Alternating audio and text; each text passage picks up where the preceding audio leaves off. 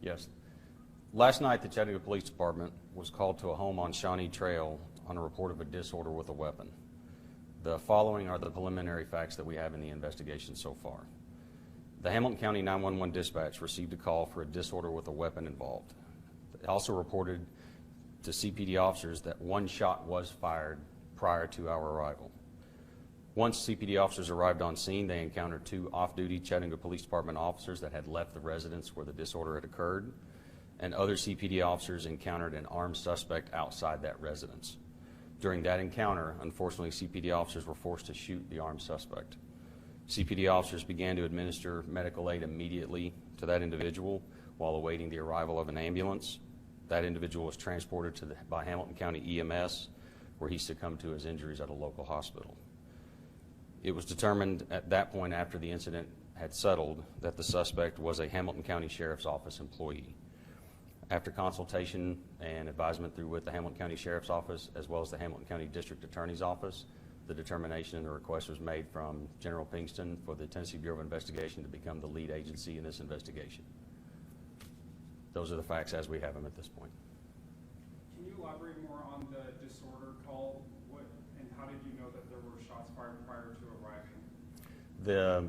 We'd received information from dispatch from individuals calling in as to the actual origination of where those came from, whether it was the officers at the residence or neighbors is still being determined through the investigation. The two CPD off-duty officers that left the residence, how did they identify themselves as off-duty officers? How did you all identify them? Did you just know them?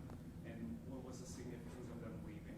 They had called into 911 actually reporting part of the disorder and also identifying themselves. So they were on the scene when the disorder was happening, or? That's still being investigated. We still have not only the interviews of those two officers, but all of our responding officers that came into the scene after that. So as the TBI works through those interviews, as well as the crime scene unit, which is currently processing the scene, more of that information will become clear. We've heard reports that this was some sort of birthday party or something. Do you know, can you confirm if this was a gathering of off-duty officers?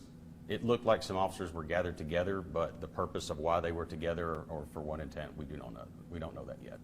Can you speak to what the HCSO employee's role was there? How long he's been a part of it? I do not have any of his employee information.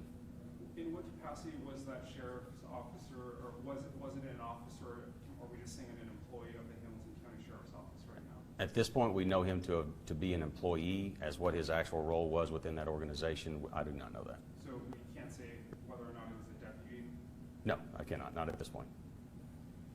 Have you identified or can you release what kind of weapon was involved? What the suspect had? Not at this point. The actual scene, myself and several other members of the investigative and command staff went out to the scene last night.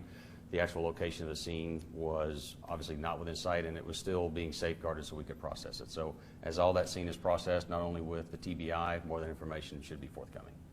It looks like it was a large scene. What was blocked, based upon what was blocked off, 4 or 5 houses and 2 roads. Is that because the scene itself is that large, or is it just to give you guys room?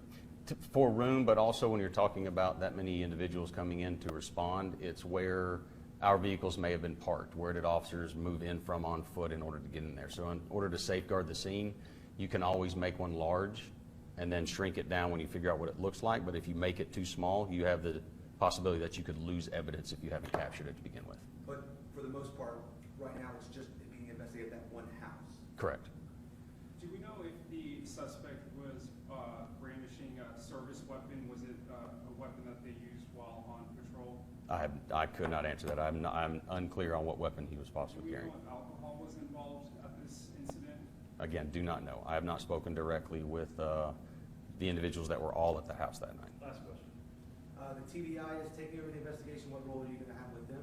Any supporting that we can for them, as well as with the Hamilton County Sheriff's Office, any support that we can give them, not only through interviews, but also the processing of the scene itself. Is